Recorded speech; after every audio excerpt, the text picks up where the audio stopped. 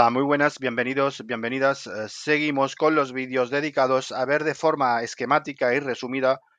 el temario de la parte específica de administrativo de la Administración de la Seguridad Social. Y en esta ocasión vamos a ver el tema 8. El tema 8 lo vamos a dividir en dos partes. En una primera parte vamos a ver la incapacidad temporal. Ya en un segundo vídeo haremos la parte 2 de este tema 8, dedicado a ver la incapacidad permanente, así como las lesiones permanentes no invalidantes. Comencemos pues por la incapacidad temporal y está compuesto por los siguientes epígrafes: incapacidad temporal, concepto y causas que motivan esta situación, beneficiarios, prestación económica, determinación y cuantía, nacimiento, duración y extinción del derecho al subsidio por incapacidad temporal, reconocimiento y pago y control de la incapacidad. Y la normativa aplicable para ver la incapacidad temporal van a ser los artículos 169 a 176 del texto refundido de la Ley General de la Seguridad Social, aprobado por Real Decreto Legislativo 8/2015 de 30 de octubre,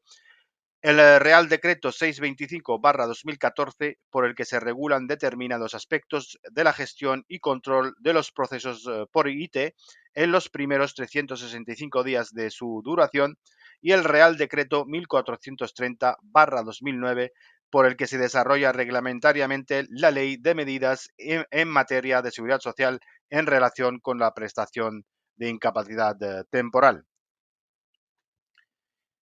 Y respecto a los conceptos y causas que motivan la situación de incapacidad temporal, se regulan en el artículo 169 del texto refundido de la Ley General de la Seguridad Social, que establece que tendrán la consideración de situaciones determinantes de IT las debidas a enfermedad común, enfermedad profesional, accidente de trabajo y accidente no laboral, mientras el trabajador en esta situación reciba asistencia sanitaria de la Seguridad Social y esté impedido para el trabajo. Y como regla general se tendrá una duración máxima de 365 días, que podrán ser prorrogables por otros 180 días cuando se presume que durante esos 180 días el trabajador puede ser dado de alta médica por curación. Y existen otras situaciones especiales de IT por contingencias comunes, como es la situación en la que pueda encontrarse la mujer en caso de menstruación incapacitante secundaria, la interrupción del embarazo, sea voluntario o no, mientras durante esa situación reciba asistencia sanitaria por el Servicio Público de Salud y esté impedida para trabajar, así como la gestación de la mujer trabajadora desde el primer día o desde el día primero de la semana 39ª. Y existe otra situación especial de IT por contingencias comunes, que es de reciente introducción. En concreto ha entrado en vigor a partir del 3 de marzo de 2025, que es la situación en la que se encuentre la persona trabajadora donante de órganos o tejidos para su trasplante, y cuando reciba asistencia sanitaria de la Seguridad Social y esté impedido para el trabajo como consecuencia de la preparación médica de la cirugía. Y esta situación comprenderá tanto los días discontinuos como ininterrumpidos, como los transcurridos desde el día del ingreso hospitalario para la realización de esta preparación o la realización de trasplante hasta que sea dado de alta por curación. Y existen unos periodos también que se considerarán de IT, que es los periodos de observación por enfermedad profesional en los que se prescriba la baja en el trabajo durante los mismos, y es el tiempo necesario para el estudio médico de la enfermedad profesional cuando haya necesidad de aplazar el diagnóstico definitivo. Y la duración de estos periodos de observación tendrán una duración máxima de 180 días, que pueden ser prorrogables por otros 180 días más cuando se estime necesario para el estudio y diagnóstico de la enfermedad. Y respecto a los beneficiarios, se regula en el artículo 172 del texto refundido de la Ley General de la Seguridad Social, que establece que serán beneficiarios del subsidio por IT las personas incluidas en este régimen general que se encuentren en cualquiera de las situaciones determinadas en el artículo 169, que son las situaciones que hemos indicado aquí, que se recogen en el artículo 169, que son en caso de enfermedad común, enfermedad profesional, accidente de trabajo, accidente no laboral, así como en alguna de las situaciones especiales de ITE por contingencias comunes, y además acrediten los siguientes requisitos: el de estar afiliados en alta o situación asimilada a la de alta, y acreditar un periodo mínimo de cotización, que en el caso de accidente de trabajo o enfermedad profesional cabe indicar que actúa el alta de pleno derecho cuando el empresario incumpla sus obligaciones de alta.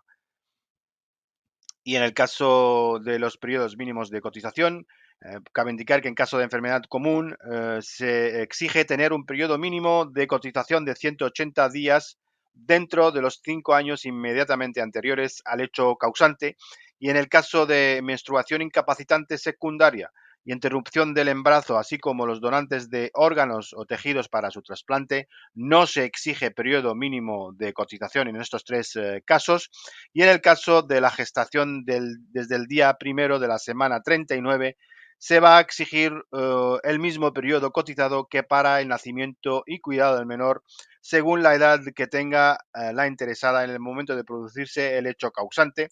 que esto se recoge en el artículo 178 del texto refundido de la Ley General de la Seguridad Social, que establece los periodos de cotización exigidos en caso de nacimiento y cuidado del menor, y son los mismos que se van a exigir, como nos indica el artículo 172 del texto refundido de la Ley General de la Seguridad Social, en caso de la gestación desde el día primero de la semana 39. Y esto, como indicamos, que dependiendo de la edad que tenga la beneficiaria en dicho momento, en el momento del hecho causante, que recordemos que en el caso de ser menores de 21 años no se va a exigir periodo mínimo de cotización, y ya si tienen más de 21 años y menos de 26 se exige un periodo u otro. Y en el caso de tener ya cumplidos 26 años de edad, pues se le va a exigir otro periodo de cotización, como es el caso de los 180 días dentro de los 7 años inmediatamente anteriores al momento del inicio del descanso, o alternativamente cuando acreditan 360 días cotizados a lo largo de su vida laboral. Esto para el caso de la gestación del día primero de la semana 39, y en caso de accidente, sea o no laboral, y enfermedad profesional, no se exige periodo mínimo de cotización. Vemos que en el caso de menstruación incapacitante secundaria, interrupción del embarazo y los donantes de órganos, no se va a exigir tampoco tener un periodo mínimo de cotización, aunque sí el estar de alta, afiliado o en situación asimilada a la de alta. Y la prestación económica, determinación y cuantía se recoge en el artículo 172 del texto refundido de la Ley General de la Seguridad Social, que establece la prestación económica en las diversas situaciones constitutivas de ITE. Consistirá en un subsidio equivalente a un tanto por ciento sobre la base reguladora, que se fijará y se hará efectivo en los términos establecidos en esta ley y en sus normas de desarrollo. Y respecto a la incapacidad temporal derivada de contingencias comunes, la base reguladora será el resultado de dividir el importe de la base de cotización por contingencias comunes del trabajador en el mes anterior por el número de días a que dicha cotización se refiere. Es el mes anterior, se refiere al mes anterior de producirse la incapacidad temporal. Y si el salario es mensual, es decir, afecta a los trabajadores que están encuadrados dentro del grupo de cotización del 1 al 7, se divide entre 30. En estos casos, todos los meses van a tener un divisor de 30. Y en el caso de que el salario sea diario, que afecte a los trabajadores encuadrados en el grupo de cotización 8 al 11, se divide entre los días que tenga dicho mes, que será de 28, 29 en caso del mes de febrero, o 30 o 31 si los meses tengan 30 o 31 días. Es decir, que en estos casos siempre se va a dividir sobre, o va a tener el divisor en estos grupos de cotización del 8 al 11, el divisor dependiendo del mes anterior a la fecha de la IT, pues dependiendo de los días, como indico, se van a coger esos días, si son 28, 29, 30 o 31, pero del grupo 1 al 7 el divisor siempre siempre va a ser de 30. O sea, todo el mes, todos los meses van a ser de 30 días.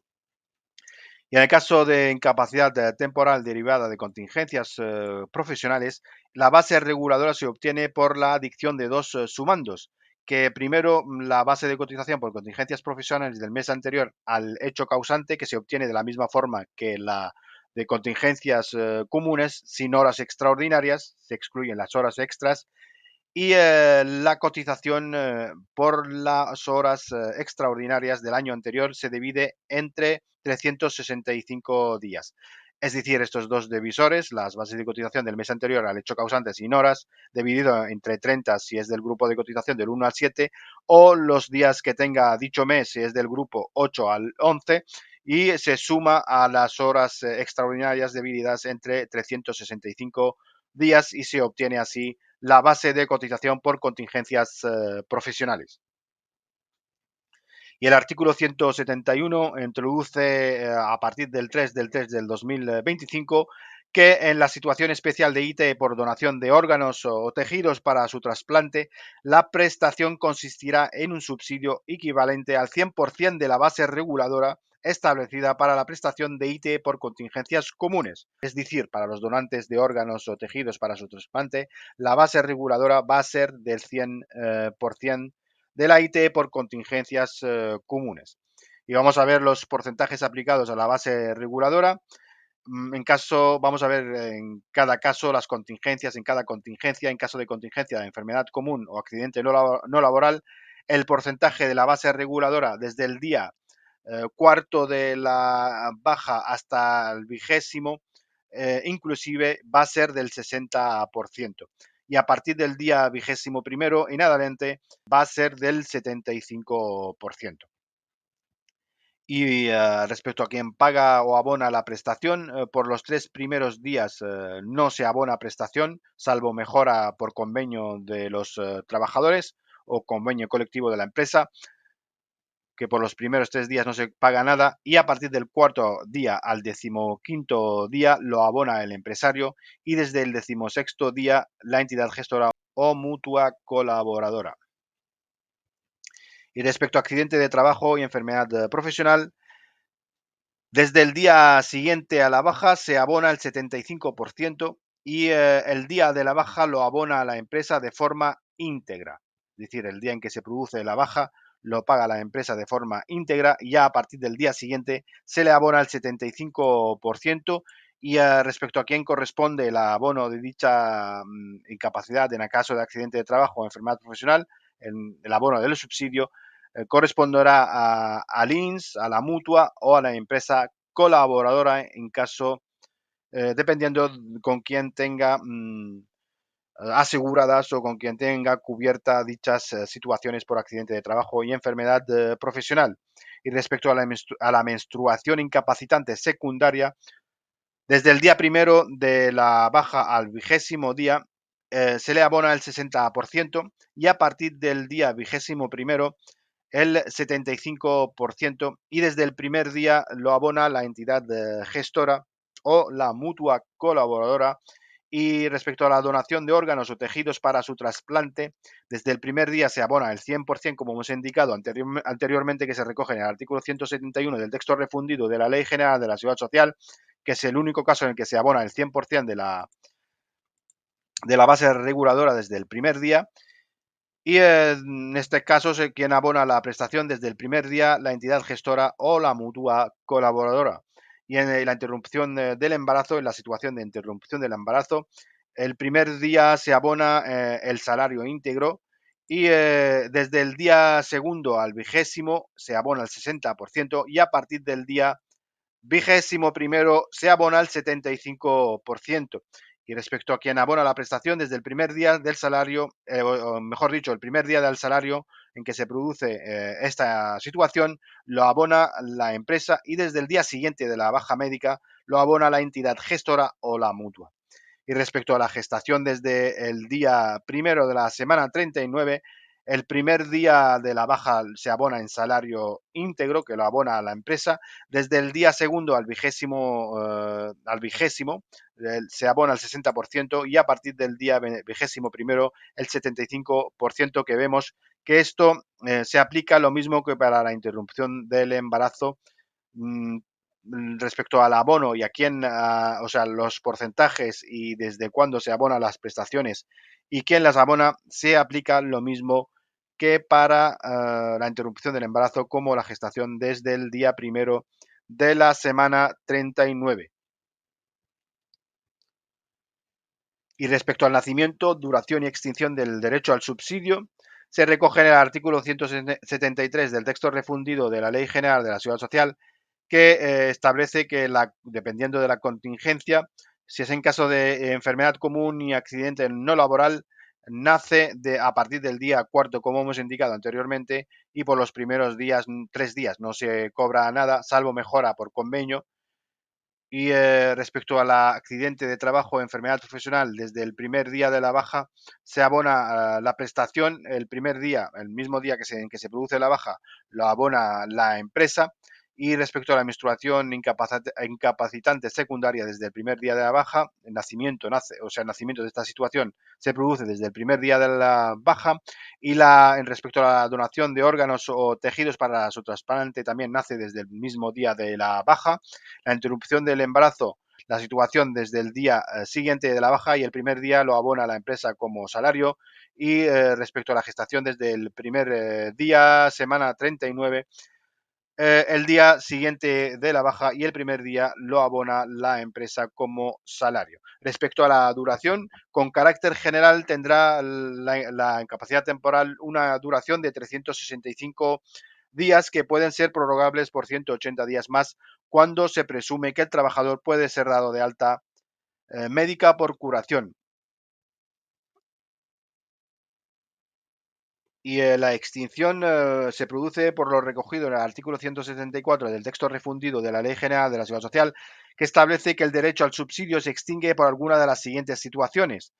por alguna de las siguientes causas, que son por transcurso del plazo máximo de 545 días naturales, por alta médica, por curación o mejoría que permita al trabajador realizar su trabajo habitual, por ser dado de alta médica con o sin declaración de incapacidad permanente, por jubilación, por la incomparecencia injustificada a los exámenes y reconocimientos establecidos por la inspección médica del INS o de la mutua, y por fallecimiento. Y a efectos de determinar la duración del subsidio, se computarán los periodos de recaída en un mismo proceso. Y el artículo 170 del texto refundido de la Ley General de la Seguridad Social establece que, agotados los 365 días de IT, la inspección médica del INS será la única competente para emitir el alta médica por curación, por mejoría que permita la reincorporación al trabajo con propuesta de incapacidad permanente, o por incomparecencia injustificada a los reconocimientos médicos convocados por dicha entidad gestora. Y de igual modo será la única competente la inspección médica del INS para emitir una nueva baja médica en la situación de IT producida por la misma o similar patología en los 180 días naturales posteriores a la citada alta médica. Y la falta de alta médica, una vez agotado el plazo de 365 días, supondrá que el trabajador se encuentra en situación de prórroga de IT, por presumirse que dentro del periodo subsiguiente de 180 días, aquel puede ser dado de alta médica por curación o mejoría. Bien, y respecto a las causas de denegación, anulación y suspensión del derecho, se recoge en el artículo 175 del texto refundido de la Ley General de la Seguridad Social, que establece que el derecho al subsidio por IT podrá ser denegado, anulado o suspendido cuando el beneficiario haya actuado fraudulentamente para obtener o conservar dicha prestación, o cuando el beneficiario trabaje por cuenta propia o cuenta ajena. Y también podrá ser suspendido cuando, sin causa razonable, el beneficiario rechace o abandone el tratamiento que le fuere indicado, y produce la suspensión cautelar por incomparecencia a exámenes o reconocimientos médicos convocados por el INS o mutua, al objeto de comprobar si aquella fue o no justificada. Y respecto al reconocimiento y al pago de la prestación o del subsidio por IT, el reconocimiento de la prestación corresponde al INS, a la mutua o a la propia empresa cuando haya sido autorizada para colaborar en la gestión de la IT. que se le llama o es conocida como colaboración voluntaria. Vamos a ver, el pago por contingencias comunes del día cuarto al 15º corresponde al empresario o a la empresa, y desde el día 16º en adelante corresponde a la entidad gestora o mutua colaboradora, sin perjuicio, como indico aquí en rojo, de que la materialidad del pago se continúe llevando a cabo en concepto de pago delegado por el mismo empresario. Es decir, aunque corresponde a la mutua o a la entidad gestora, el pago material puede ser llevado a cabo en concepto de pago delegado por el mismo empresario, que posteriormente hará las correspondientes deducciones, tal y como establece el texto refundido de la Ley General de la Seguridad Social. Y respecto a las contingencias profesionales, el día de la baja lo paga la empresa como salario íntegro, y desde el día siguiente de la baja paga la entidad gestora, mutua colaboradora, y en caso de colaboración voluntaria lo abona la empresa.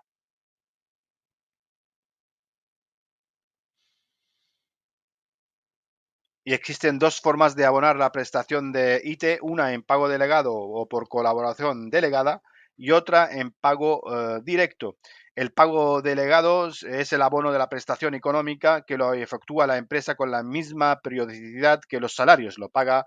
en el mismo periodo que los salarios la propia empresa, y se mantendrá hasta que se notifique al interesado el alta médica por curación, por mejoría o por incomparecencia injustificada a los reconocimientos médicos, o hasta el último día del mes en que el INS haya expedido el alta médica con propuesta de IT, o hasta que se cumpla el periodo máximo de 545 días, finalizando en todo caso en esta fecha. Es decir, finaliza el pago delegado o la colaboración delegada en la fecha en que se cumplan los 545 días de IT, o también se extingue la obligación del pago delegado por alguna de las causas que hemos indicado a continuación, y cuando se notifique al interesado la alta médica por parte del INS por curación, mejoría, incomparecencia injustificada, hasta el último día del mes en que el INS haya expedido el alta médica con propuesta de incapacidad permanente, o hasta que se cumplan los 545 días de IT. Y en el pago directo es que la prestación debe ser satisfecha directamente por parte del INS, el Instituto Social de la Marina o la Mutua, y existen situaciones tasadas que dan lugar al pago directo de la prestación. Entre otras pueden ser cuando se trate de entidades y organismos excluidos del pago delegado, o por incumplimiento de la obligación de la empresa del pago delegado, entre otras recogidos en la normativa que se refiere al pago directo por parte del INS y el ESM o la mutua colaboradora. Y respecto al control de la incapacidad temporal, existen dos tipos: control de IT en los primeros 365 días y el control una vez agotado el plazo de los 365 días de IT. Vamos a ver en primer lugar el control de la IT en los primeros 365 días, que se produce por los siguientes organismos, que son el Servicio Público de Salud, que será competente para emitir partes de baja, confirmación de la baja y el alta; el INS y el ISM, que a través de su inspección médica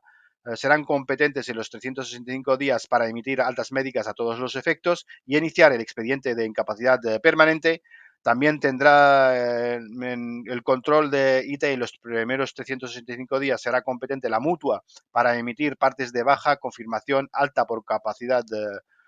por contingencias profesionales y propuesta de alta por contingencias comunes. Y en caso de empresas colaboradoras también serán competentes para emitir partes de baja, confirmación y alta por contingencias profesionales. Esto es en lo que se refiere al control de la IT en los primeros 365 días. Ahora bien, una vez agotado el plazo de los 365 días de IT, la inspección médica del INS es la única competente para emitir alta médica por curación, por mejoría que permita la reincorporación al trabajo, con propuesta de incapacidad permanente,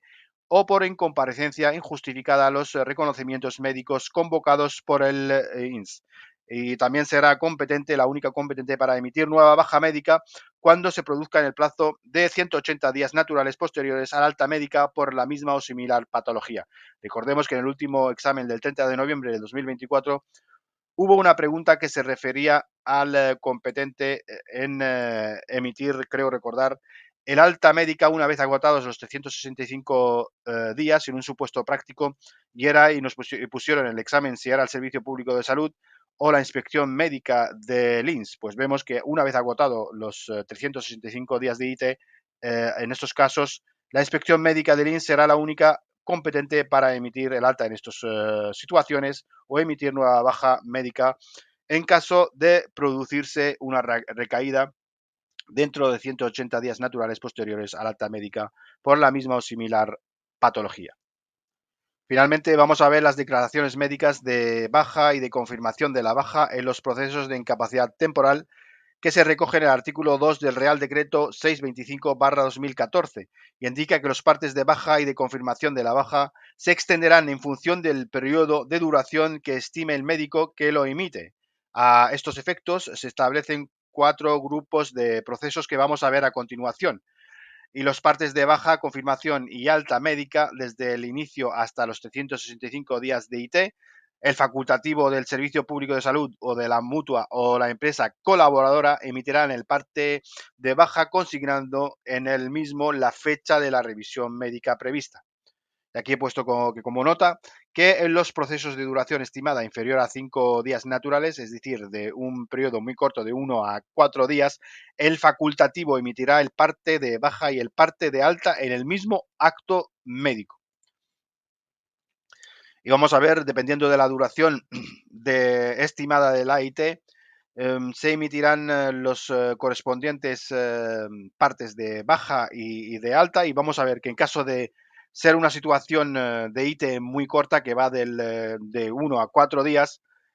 el alta médica se emite junto a la baja, es decir, en el mismo acto se emite el alta y baja, excepto que exista la posibilidad de revisión que se emitirá un nuevo parte de confirmación y existirá una segunda y sucesivas revisiones del parte de confirmación en función de la nueva duración prevista en caso de existir un nuevo parte de confirmación de la baja. Y existe un periodo de corta duración que va de 5 días a 30 días. Esto no excederá en más de 7 días naturales desde la baja inicial, la primera revisión, y una segunda revisión no podrá emitirse con una diferencia de más de 14 días naturales entre sí. Y si existe una duración estimada de la IT media que va del día de 31 días a 60 días,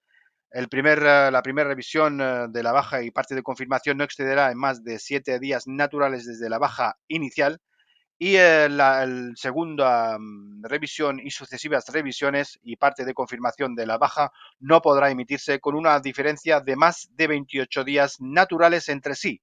Finalmente, cuando exista una situación de IT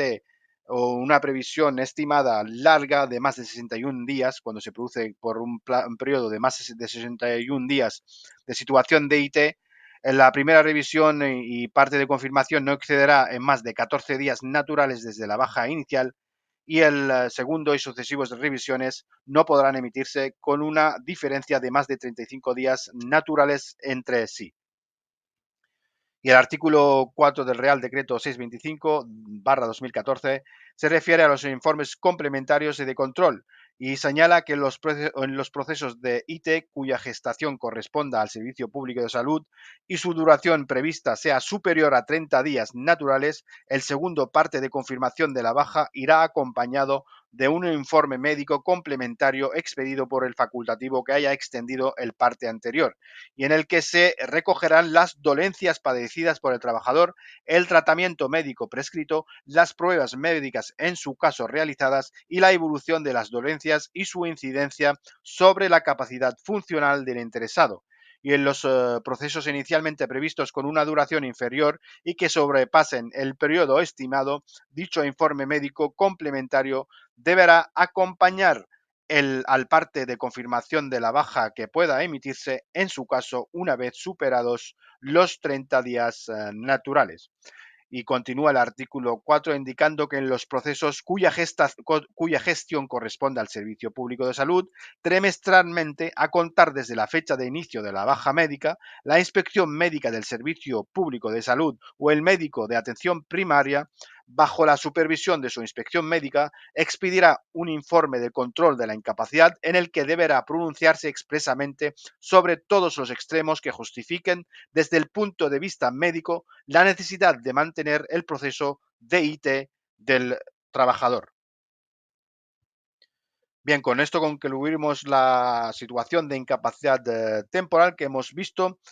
en esta primera parte del vídeo. Antes de acabar el vídeo, vamos a ver lo que se establece en el artículo 170 del texto refundido de la Ley General de la Seguridad Social, que se refiere a las competencias sobre los procesos de incapacidad temporal. Y vamos a ver el apartado 3 de este artículo 170, que señala que frente al alta médica por curación, por mejoría o por incomparecencia injustificada a los reconocimientos médicos emitidos por la Inspección Médica del INS, una vez agotado el plazo de los 365 días indicados en el apartado anterior, el interesado podrá manifestar en el plazo máximo de 4 días naturales su desconformidad ante la inspección médica del Servicio Público de Salud. Si la inspección médica de salud discrepara del criterio de la inspección médica del INS, tendrá la facultad de proponerle, es decir, la inspección médica del Servicio Público de Salud, en el plazo máximo de 7 días naturales, la reconsideración de su decisión, especificando las razones y fundamento de su discrepancia. Y si la inspección médica del Servicio Público de Salud se pronunciara confirmando la decisión de la inspección médica del INS, o si no se produjera pronunciamiento alguno en los 11 días naturales siguientes a la fecha de la resolución, la mencionada alta médica, emitida por la inspección médica del INS, adquirirá plenos efectos. Y durante el periodo del tiempo transcurrido entre la fecha de la alta médica y aquella en la que la misma adquiera plenos efectos, se considerará prorrogada la situación de incapacidad temporal. Es decir, que si la inspección médica del Servicio Público de Salud, en este caso, no se pronuncia, o se pronuncia, mejor dicho, confirmando la decisión de la inspección médica del INS, o no se pronunciara, en los 11 días naturales siguientes a la fecha de la resolución, el alta ya adquiere plenos efectos. Y en este caso, se considera en este periodo, se considera prorrogada la situación de incapacidad temporal. Y si en el aludido plazo máximo de 7 días naturales, la inspección médica del Servicio Público de Salud hubiera manifestado su discrepancia con el alta emitida por la inspección médica del INS, esta última, es decir, la inspección médica del INS, se pronunciará expresamente en los 7 días naturales siguientes, notificando al interesado la reconsideración del alta médica o su confirmación, que será también comunicada a la inspección médica del Servicio Público de Salud. Si reconsiderara el alta médica, es decir, si la inspección médica del INS se reconsiderara su alta emitida, se reconocerá al interesado la prórroga de su situación de incapacidad temporal a todos los efectos. Y si por el contrario se reafirmara en su decisión del alta médica, para lo cual aportará las pruebas complementarias que la fundamenten, solo se prorrogará la situación de incapacidad temporal hasta la fecha de la última resolución, y durante la prórroga de la situación de incapacidad temporal se mantendrá la colaboración obligatoria en el pago de la prestación, así como la colaboración voluntaria en su caso. Bien, y fuera de estos casos, el apartado 6 señala que los procesos de impugnación de las altas médicas emitidas por el INS se regirán por lo establecido en el artículo 71 y 140 de la Ley 36/2011 de 10 de octubre, reguladora de la jurisdicción social. Es decir, que hasta el día 300, una vez agotados los 365 días de IT, y una vez se emite el alta médica en el día 366 o el siguiente hábil, el interesado podrá manifestar su desconformidad en un plazo de 4 días naturales. ya hemos visto todo el procedimiento, que sigue el caso de pronunciarse o de manifestar el interesado su desconformidad. Ahora bien, si el alta se emite ya transcurridos los 366 días o el inmediato hábil, ya lo que hay que ir a los procesos de impugnación de las altas médicas que se rigen por lo establecido en el artículo 71 de la Ley 36/2011, que es la reguladora de la jurisdicción social. Y vemos aquí que el artículo 71 de la Ley 36/2011 regula los casos en que indica, por ejemplo, en el apartado 1, que será requisito necesario para formular demanda en materia de prestación de la seguridad social que los interesados interpongan reclamación previa ante la entidad gestora de las mismas y se exceptúan de los procedimientos de impugnación de las resoluciones administrativas expresas en las que se acuerde el alta médica emitida por los órganos competentes de las entidades gestoras de la seguridad social al agotarse la duración el plazo de duración de 365 días de la prestación de incapacidad temporal. Y continúa el artículo 71 indicando que la reclamación previa deberá interponerse ante el órgano competente que haya dictado resolución sobre la solicitud inicial del interesado en el plazo de 30 días desde la notificación de la misma, si es expresa o desde la fecha en que, conforme a la normativa reguladora del procedimiento de que se trate, debe entenderse producido el silencio administrativo. Y continúa indicando que en los procedimientos de impugnación de altas médicas no exentas de reclamación previa, según el apartado 1 de este artículo, la reclamación previa se interpondrá en el plazo de 11 días desde la notificación de la resolución. Para la interposición de la reclamación previa, una vez agotado el plazo de la duración de 365 días en caso de incapacidad temporal, se podrá interponer reclamación previa a la vía jurisdiccional en un plazo de 11 días desde la notificación de la resolución. Y si la resolución expresa o presunta hubiera sido dictada por una entidad colaboradora, la reclamación previa se interpondrá en el mismo plazo ante la propia entidad colaboradora si tuviera atribuida la competencia para resolver, o en otro caso ante el órgano correspondiente de la entidad gestora o organismo público gestor de la prestación. Bien, creo que era necesario ver lo establecido en el artículo 170 del texto refundido de la Ley General de la Seguridad Social, que se refiere a la desconformidad, que este tema, este artículo 170, la desconformidad, ha sido objeto de examen en la última convocatoria, en el supuesto práctico de turno, en su modalidad de turno libre. Y bien, y con esto ya acabamos nuestro vídeo de hoy, y ya en el siguiente vídeo veremos la parte 2 del tema 8. Gracias por vuestra atención y nos vemos en el siguiente vídeo.